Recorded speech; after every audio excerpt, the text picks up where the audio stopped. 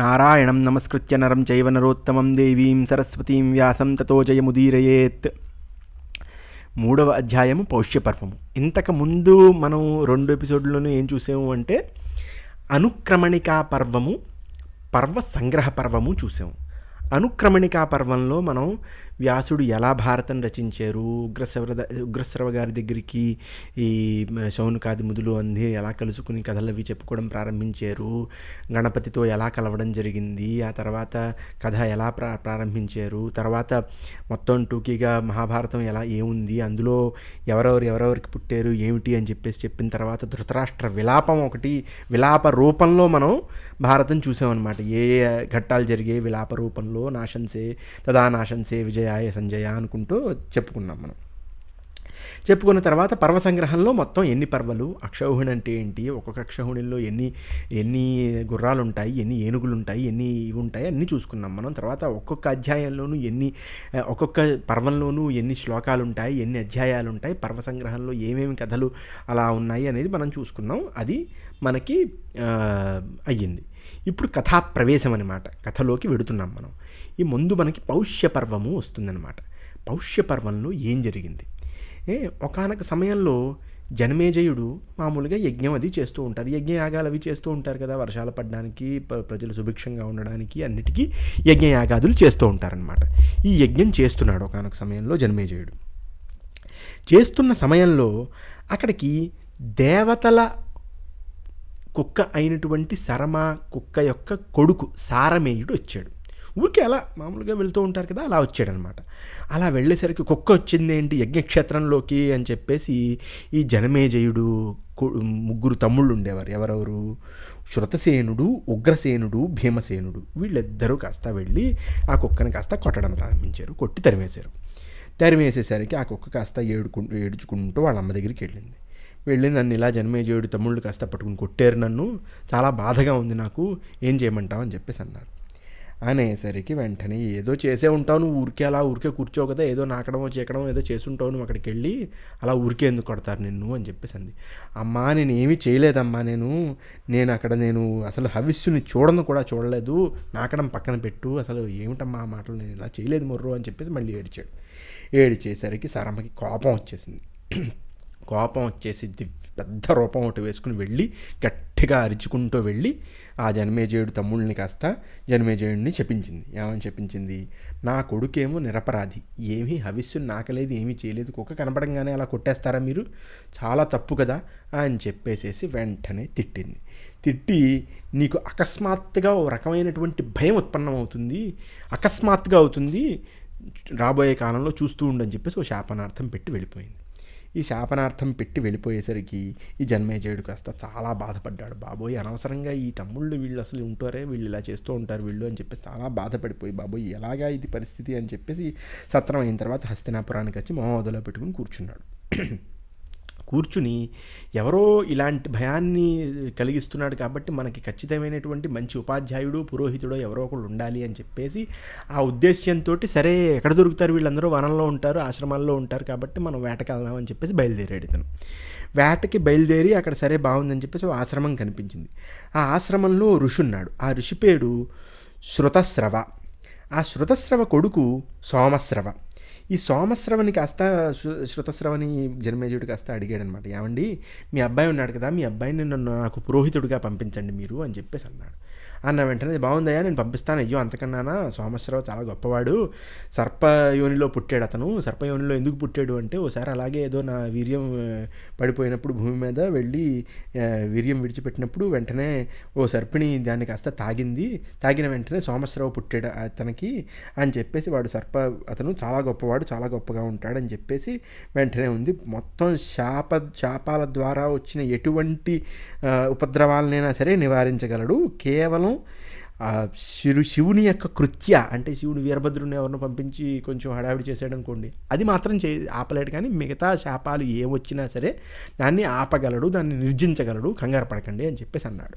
అన్న తర్వాత ఒకటి మాత్రం చూసుకోండి, అతను ఎవరికి పడితే వాళ్ళకి ఎలా పడితే అలా ఏది కావాలంటే అది అలా ఇచ్చేస్తూ ఉంటాడు, అతను దానం ఇచ్చేస్తూ ఉంటాడు. ఆ దానం దగ్గరికి వచ్చేసరికి మీ దగ్గరికి వచ్చి మిమ్మల్ని అడుగుతూ ఉంటాడు, రకరకాల అన్నీ అడుగుతూ ఉంటాడు. మీరు ఖచ్చితంగా ఇవ్వాల్సిందే, అది అతని నియమం, అతను ఇవ్వాలి అని చెప్పేసి అన్నాడు. అనేసరికి జన్మేజయుడు అంతకన్నా గొప్ప విషయం, ఆయన ఏమంటే అది చేస్తానని చెప్పేసి ఒక మాటని పంపించాడనమాట. సరే జన్మేజయుడు సోమశ్రవని తీసుకుని వచ్చాడు ఇంటికి, బాగా శుశ్రూషలు అవి చేసాడు, చాలా జాగ్రత్తగా ఉన్నాడు, చాలా బాగుంది అని ఇక్కడతో ఆగింది కదా.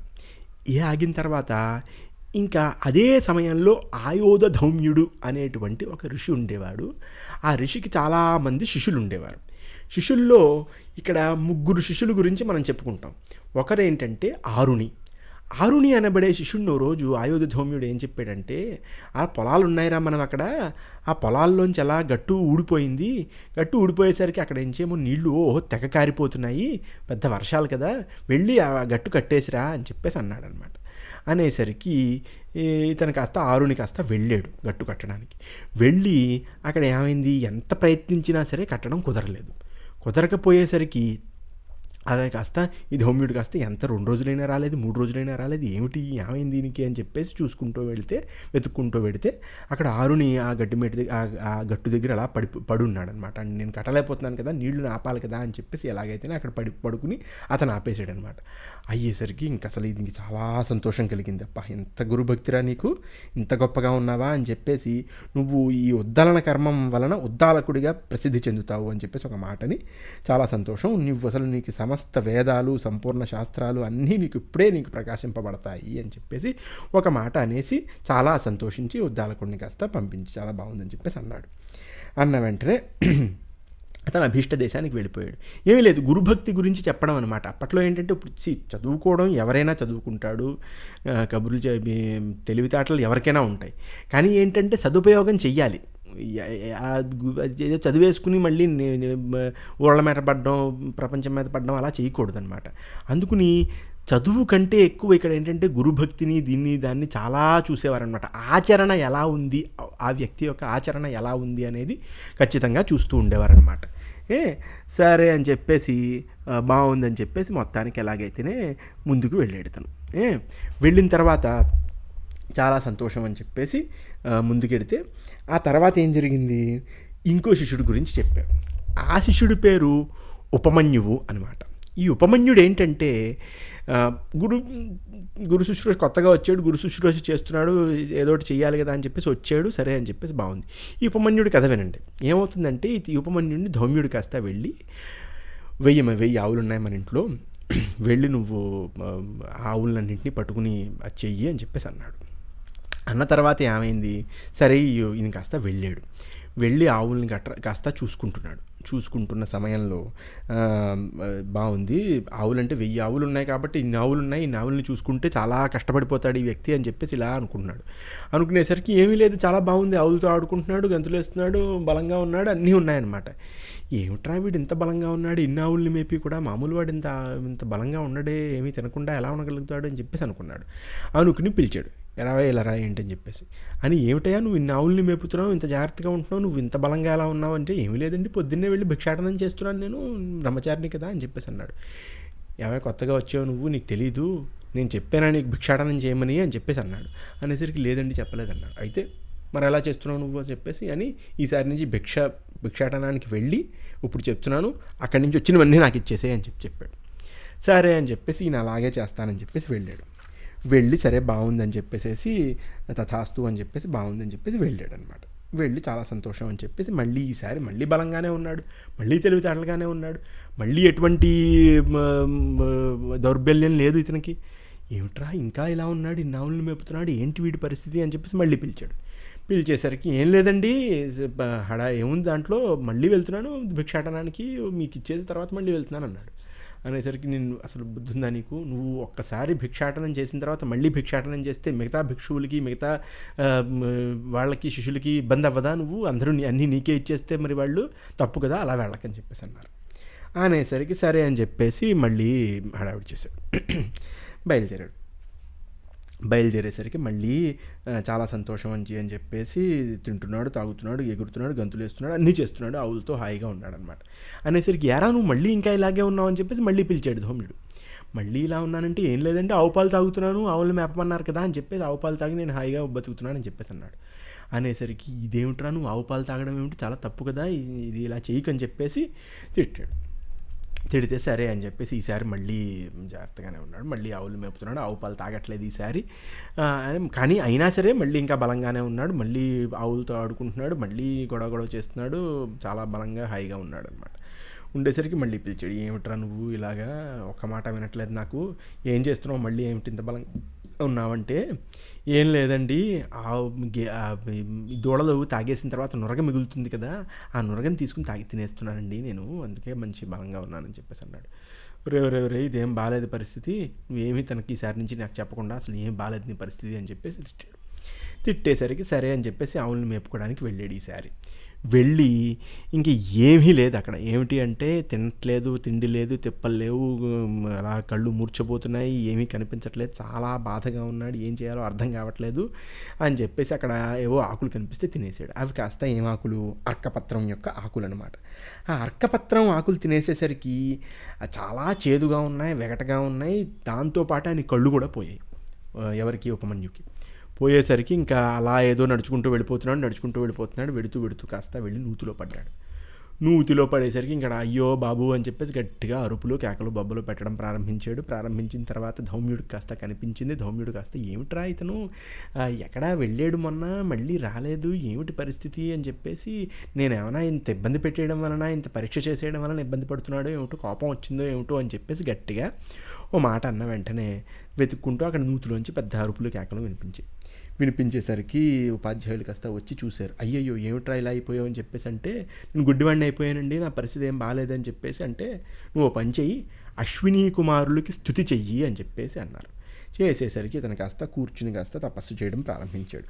యావని పూర్వగౌ చిత్రభాను గిరావాశంసామితవసాహ్యనంతౌ దివ్యౌ సుపర్ణౌ విరజౌ విమాన వధిక్షిపంతౌ భువనాని విశ్వా హిరణ్మయౌ శకునీ సాంపరాయౌ నాసత్యదస్రౌ సునసౌ వైజయంతౌ శుక్లం వయంతౌ తరసా సువేమ వధివ్యయంతా వసితం వ్యవస్థితః గ్రస్తా సుపర్ణస్య బలేన వర్తికా ముముంచతామశ్వినౌ సౌభగాయ తావత్ సవృత్తా వనమంతమాయయా వసత్తమాగా అరుణా ఉదాహవత్ షష్టిశ్చ గావస్త్రిశతాశ్చ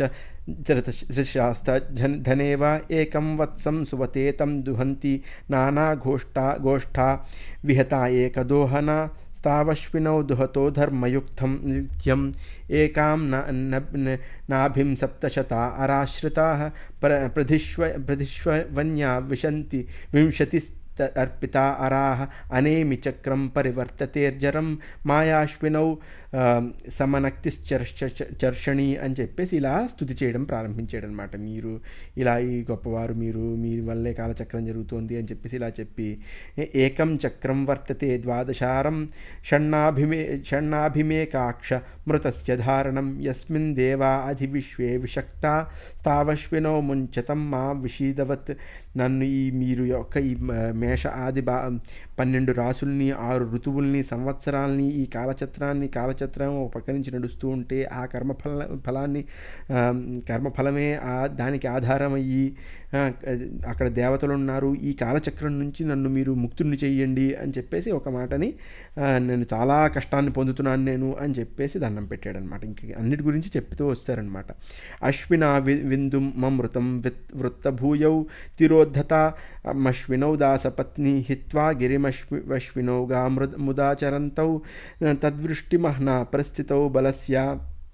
మీరు సదాచారులు, మీ యొక్క గొప్పతనం వలనే చంద్రుడు, అమృతము, జలము, మీ యొక్క గొప్పతనం వలన చంద్రుడు, అమృతము, జలము అన్నీ కూడా తిరస్కృతమైపోతాయి.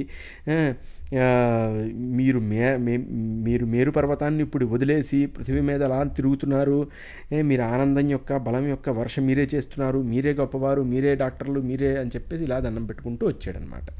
అలా అనేసరికి అశ్విని కుమారులు కాస్త చాలా సంతోషించి, అవయ్యా నువ్వు ఈ స్తోత్రం చాలా బాగా చేసావు, నీకేం కావాలో చెప్పు, నువ్వు పని చెయ్యి, ఇక్కడ మీకు అట్టు ఇస్తున్నాను నేను, ఆ అట్టుని తిని శుభ్రంగా, అట్టు తింటే అన్నీ తగ్గిపోతాయి నీకు అని చెప్పేసి అన్నారు. అన్న వెంటనే ఉపమన్యువుకి ఇప్పుడు బుద్ధి వచ్చింది. బుద్ధి వచ్చి, బాబు ఇంత జరిగిన తర్వాత కూడా నేను ఇప్పుడు అట్టు తిన్నాను అంటే నేను ఇంకేం నేర్చుకున్నట్టు నేను ఈ పరీక్ష ద్వారా అని చెప్పేసి నేను మా గురువుగారికి ఇచ్చి అప్పుడే అట్టు తింటాను అని చెప్పేసి అన్నాడు. అన్న వెంటనే అశ్విని కుమారులు కాస్త, అదేమిటయ్యా అలా చేస్తావు, తిను, నీకు మొత్తం గుడ్డితనం పోతుంది, అన్నీ పోతాయని చెప్పేసి అంటే, బాబు మహానుభావ, నేను ఈ అట్టు మా గురువుగారు ఇచ్చి మా గురువుగారు నాకు మళ్ళీ తిరిగి ఇచ్చి తినవయ్యా అంటేనే తింటాను, లేకపోతే తినను అని చెప్పేసి అంటే, అశ్విని కుమారులు కాస్త, చాలా సంతోషమయ్యా, నువ్వు చేసిన పనికి నేను చాలా సంతోషిస్తున్నాను, నీ గురుభక్తిని చూసి చాలా సంతోషిస్తున్నాను. అర్కపత్రం తినడం మూలాన్ని నీ పళ్ళు కాస్త నల్లబడిపోయాయి, నువ్వు కాస్త గుడ్డివాడివయ్యావు, ఇప్పుడు వెంటనే నీ పళ్ళు మంచి మిలమిలా మెరిసిపోతాయి, నీ కళ్ళు కాస్త కనిపించేస్తాయి, నీ గుడ్డితనం పోతుంది, ఇదిగో అట్టు తీసుకుని మీ గురువుగారికి ఇవ్వు అని చెప్పేసి వెంటనే తీసుకుని పంపించారు. పంపించేసరికి వెళ్ళి గురువుగారి దగ్గరికి వెళ్ళి, ఏమండి గురువుగారు ఇలా జరిగింది అని చెప్పేసి అన్నారు. అన్న వెంటనే గురువుగారు కాస్త, చాలా బాగుందయ్యా, నువ్వు నీ గురుభక్తిని చూసి వాళ్ళే సంతోషించారంటే నేను సంతోషిస్తున్నాను, నువ్వు అన్ని వేదాలు అన్ని శాస్త్రాలు అన్నీ నేర్చుకుని జాగ్రత్తగా పెడతావు, జాగ్రత్తగా ఉండి ఏమీ ఇబ్బంది లేదు అని చెప్పేసి అన్నాడనమాట. అనేసరికి ఉపమన్యు కాస్త అశ్విని కుమారులకి దండం పెట్టుకుని జాగ్రత్తగా బయలుదేరేసరికి ఈ ధౌమ్యుడికి ఇంకొక శిష్యుడు, ఆ శిష్యుడి పేరు వేదుడు అనమాట. ఆ వేదుడు అన్నీ చేసుకుని బాగా శుశ్రూష చేసి జాగ్రత్తగా వెళ్ళి చాలా బాగుందని చెప్పేసి తన దేశానికి తనం వెళ్ళి అక్కడ జనమేజయుడికి పౌష్యుడికి పురోహితుడి కింద ఉపాధ్యాయుడి కింద ఉండి వాళ్ళందరికీ పాఠాలు అవి చెప్పి జాగ్రత్తగా ఉన్నాడనమాట ఈ వేదుడు. ఇతనే పాఠాలు చెప్పాడు జనమేజయుడికి, పౌష్యుడికి కూడా ఇతనే పాఠాలు చెప్పాడు. పాఠాలు చెప్తే ఈ వేదుడికి ఇంకో శిష్యుడు ఉన్నాడు, ఆ శిష్యుడి పేరు ఉత్తంకుడు. ఈ ఉత్తంకుడు కాస్త చాలా గురు శుశ్రూష భక్తి ఉన్న వ్యక్తి అనమాట. ఇతను గురు మాట దాటడనమాట. సరే అని చెప్పేసి యజమాని దగ్గరికి నేను వెళ్ళొస్తానని చెప్పేసి ఓ రోజు వేదుడు కాస్త అలా వెళ్ళొచ్చాడు. కొన్నాళ్ళు 10-15 రోజులు ఉండొస్తాను నేను అక్కడ.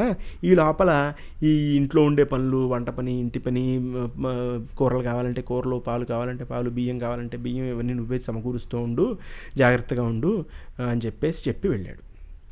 వెళ్ళేసరికి ఈలోగా ఏమైంది, ఈ గురుపత్ని చుట్టూలా ఉండే చిలికెత్తలందరూ వచ్చేసి ఓ రోజు ఇతని దగ్గరికి వచ్చి ఉత్తంకుడి దగ్గరికి వచ్చి, ఏమండి చాలా సంతోషం, అక్కడ గురుపత్ని అక్కడ రజస్వల అయ్యింది, ఇప్పుడు ఈ ఋతుకాలం అయిపోతుంది, వేదుడు కాస్త రాడు, మీరు ఖచ్చితంగా ఆవిడ దగ్గరికి వెళ్ళాలి అని చెప్పేసి అన్నారు.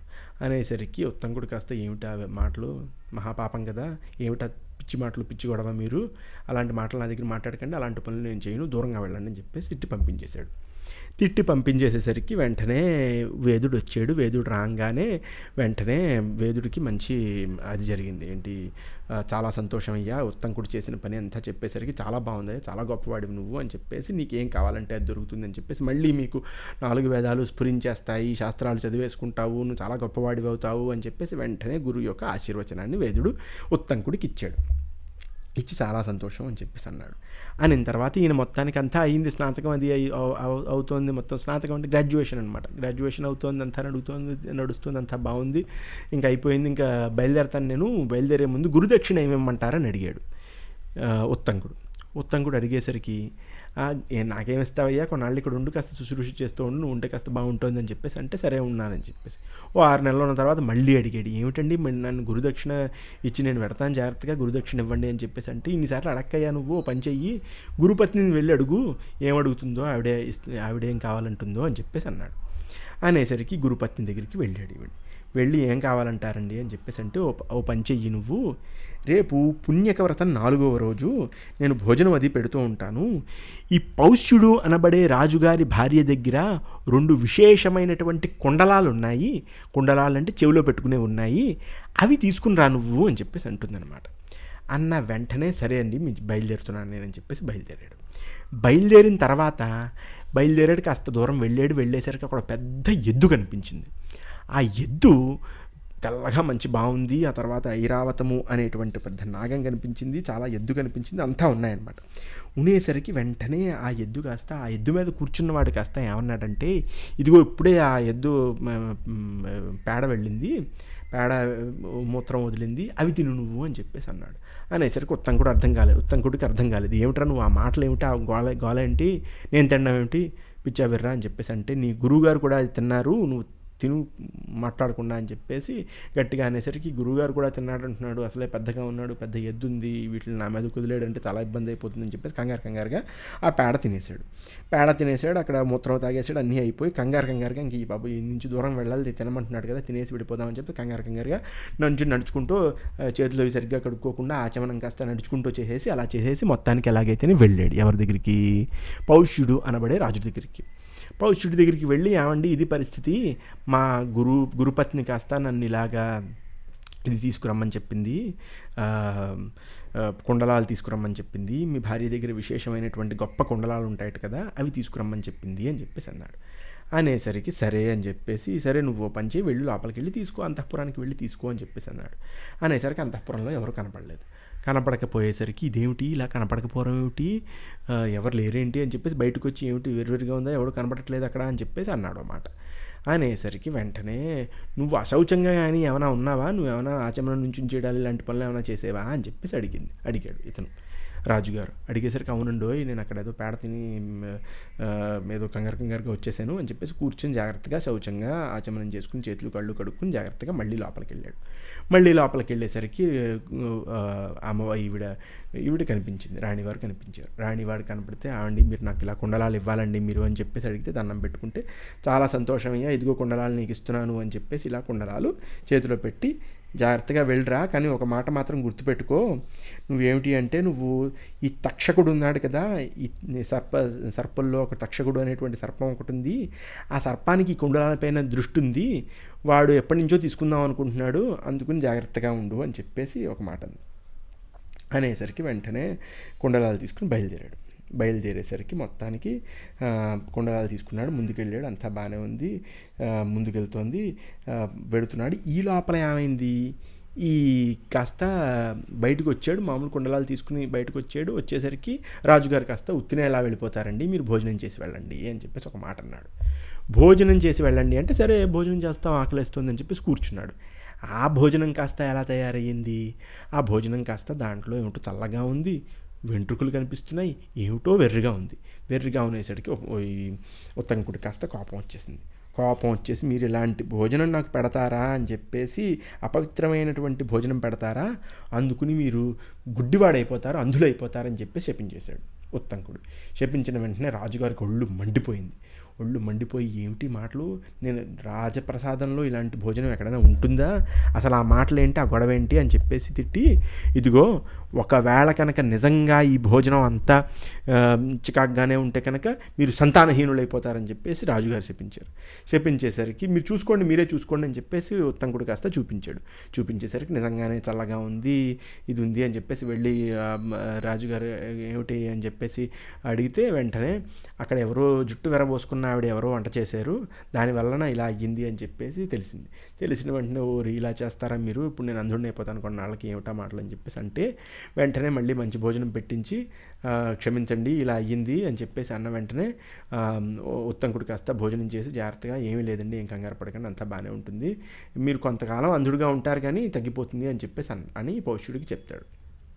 సరే, పౌష్యుడు ఏమంటాడు, కానీ నాకు మాత్రం చాలా క్రోధం రగిలిపోతుంది, నేను మాత్రం ఇలా అనవసరంగా మిమ్మల్ని శపించేశాను, నాకు వెనక్కి తీసుకునే అది రావట్లేదు, ఎలాగా అని చెప్పేసి అంటే ఏం లేదండి, మీరు ఏమన్నారు, భోజనం కనుక నిజంగా బాగుంటే కనుక నాకు ఇలా సంతానహీనుని అయిపోవాలన్నారు, మీరు భోజనం నిజంగానే బాగాలేదు కాబట్టి మీరు చెప్పేది మిథ్య అవుతుంది, అందుకని మీరు కంగారు పడకండి అని చెప్పేసి బయలుదేరాడు. ఈ బయలుదేరిన తర్వాత ముందుకు వెళ్ళాడు, ప్రారంభించాడు. ఈ లోపల ఈయన వెనకాల ఒక భిక్షుకుడు ఒకడు పడ్డాడు.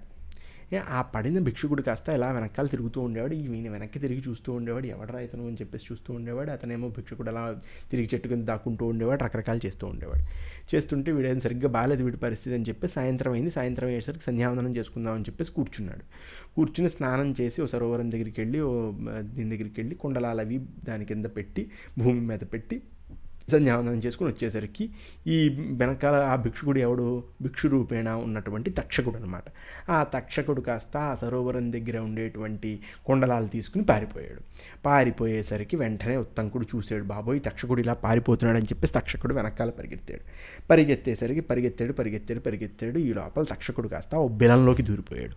ఆ బిలంలోకి దూరిపోతే ఈ ఉత్తంకుడు కూడా ఆ బిలంలోకి దూరేసరికి ఏమిటి, పెద్ద నాగలోకం, పెద్ద పెద్ద నాగులు అవి ఉన్నాయి, రకరకాల అలా విషాన్ని ఇలా ఫుంకరిస్తున్నాయి. అక్కడేమో ఐరావతము అనేబడే ఒక నాగమేమో దానికి రాజు. ఆ ఐరావతం కనబడంగానే అక్కడ మంచి ఎన్నో నాగులు ఉన్నాయి, ఎన్నో రకరకాలటువంటి ఆ నాగలోకం అంటారు కదా, నక్కకి నాగలోకానికి అని చెప్పేసి, నాగలోకం అంత గొప్పగా ఉంది. అది చూసి కంగారు పడిపోతున్నారు వీళ్ళందరూ. బా ఏముందిరా అని చెప్పేసి అనుకున్నాడు ఉత్తంకుడు. విషం అలా వచ్చేస్తోంది అన్ని నాగుల దగ్గర నుంచి. అక్కడ ఐరావతమేను అని అనబడే నాగం ఒకటి, నాగం అంటే పాము ఒకటి, దానికి రాజు అనమాట. ఆ ఐరావతానికి కనబడంగానే ఐరావతానికి దండం పెట్టి, బాబు ఇలా తక్షకుడు తీసుకెళ్ళిపోయాడు, మీరు చాలా గొప్పవారు, మీరు అది మీరు ఇది అని చెప్పేసి రకరకాలుగా మీరు మాట్లాడి చాలా విషయాలు చెప్పారు అని చెప్పేసి చాలా విషయాలు చెప్తాడు. అంటే ఎలాంటి విషయాలు అంటే, ఐరావతము యొక్క తమ్ముడు ఒకడు ధృతరాష్ట్రుడు అనేటువంటి వాడు ఒకడు ఉన్నాడు. అతను రవి దగ్గరికి అంటే సూర్యుడి దగ్గరికి వెళ్ళిన వెంటనే అక్కడ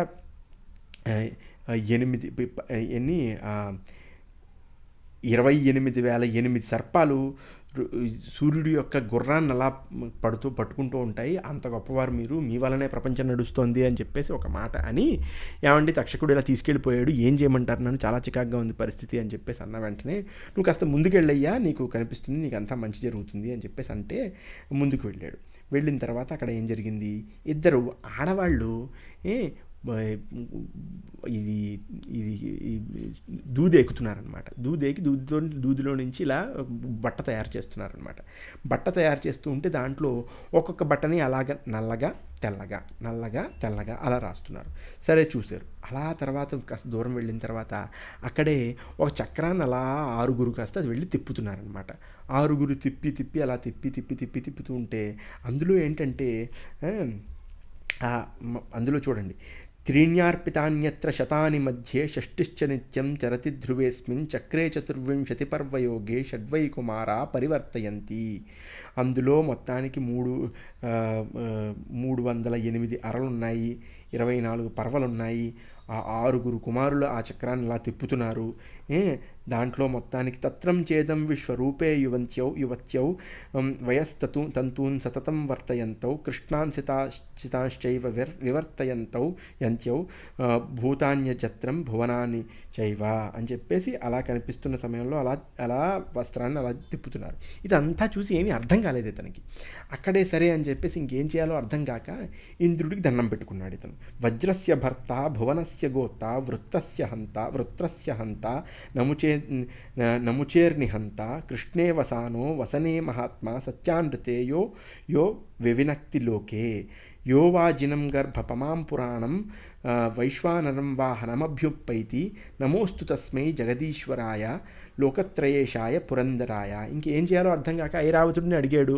ఐరావతుడిని అడిగితే ఐరావతం కాస్త అటు వెళ్ళు అని చెప్పేసి పంపించేశారు. ఇక్కడేమో చాలా విచిత్రాలు కనిపిస్తున్నాయి. ఇంకేం చేయాలో అర్థం కాక ఇంద్రుడికి గట్టిగా దండం పెట్టుకున్నాడు ఉత్తంకుడు.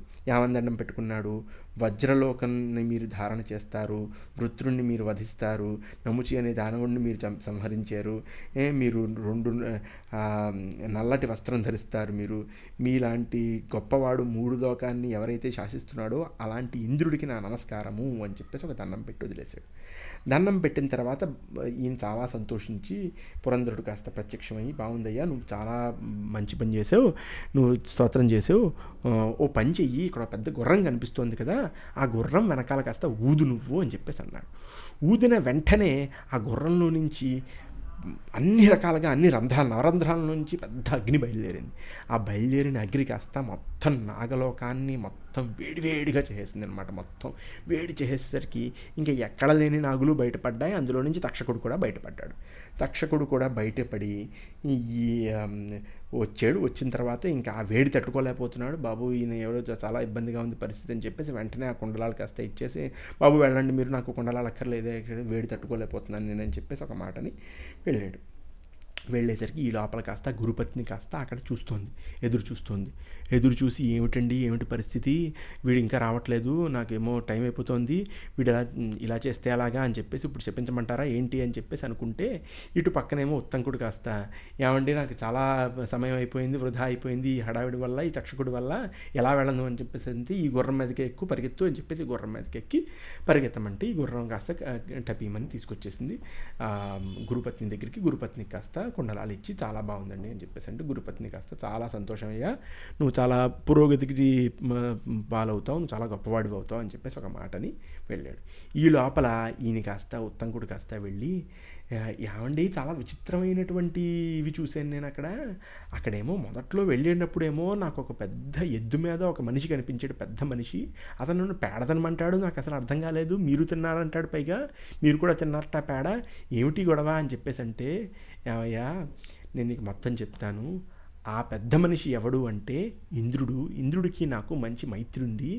నీ గురు శుశ్రూష చూసి ఇంద్రుడు చాలా సంతోషించాడు. అందుకుని నువ్వు ఎక్కడెక్కడైతే వెళ్ళావో అక్కడక్కడ నీకు ఇంద్రుడు సహాయం చేశాడు. నువ్వు ఆ పేడ తిన్నావు. పేడ ఏమిటనుకుంటున్నావు? అమృతం. నువ్వు అమృతం తిన్నావు.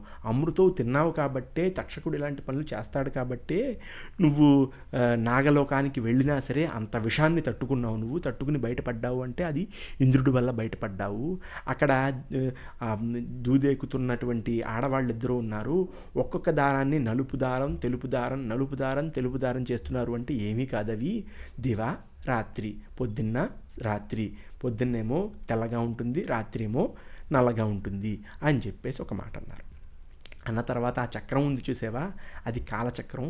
దాంట్లో 360 ఏమో ఈ రోజులు, అలాగే 24 గంటలు, తర్వాత 6 ఋతువులు దాన్ని అలా తిప్పుతున్నాయి చక్రాన్ని. అదే కాలచక్రము. అక్కడే నీకు ఇంద్రుడు వచ్చేసి ఒక గుర్రం మీద ఊదమన్నాడు. ఆ గుర్రం ఎవరనుకుంటున్నావు? అగ్ని అని చెప్పేసి ఇలా రకరకాలుగా చెప్పాడు. ఆ నాగలోకం నుంచి నువ్వు మొత్తానికి తిరిగి వచ్చావు, చాలా గొప్పవాడివి అవుతావు నువ్వు అని చెప్పేసి ఒక మాటని, నువ్వు జాగ్రత్తగా వెళ్ళరా అమ్మ, చాలా బాగా చేసావు నువ్వు నీకు మంచి పరీక్షలో అన్ని పరీక్షల్లోనూ నువ్వు చాలా గెలిచేవు, నీకు ఇంద్రుడు కూడా నీతో పాటు ఉన్నాడు అని చెప్పేసేసి వేదుడు కాస్త పంపించాడు. కానీ ఈ ఉత్తంకుడికి ఒళ్ళు మండిపోతుందన్నమాట. ఇంక అసలు ఎలా ఉందంటే ఈ తక్షకుడి మీద కోపం వచ్చేస్తుందన్నమాట. ఇలా కాదని చెప్పేసి, ఇలా కాదు అసలు, నేను ఇలా కుదరదు పరిస్థితి అని చెప్పేసి వెంటనే పరిగెత్తుకుంటూ వెళ్ళి జన్మేజయుడి దగ్గరికి వెళ్ళాడు. జన్మేజయుడి దగ్గరికి వెళ్ళి నేను మీతో మాట్లాడాలనుకుంటున్నానండి అని చెప్పేసి అన్నాడు. అన్న వెంటనే ఏమన్నాడు, అసలు మీకు ఏమైనా ఉందా? అసలు మీరు శత్రునాశనం కోసం ఏమైనా చేస్తున్నారా? అసలు నా తండ్రి గారైనటువంటి తక్షకుడిని కాస్త ఇతను పరీక్షిత్ మహారాజుని తక్షకుడు చంపేశాడు.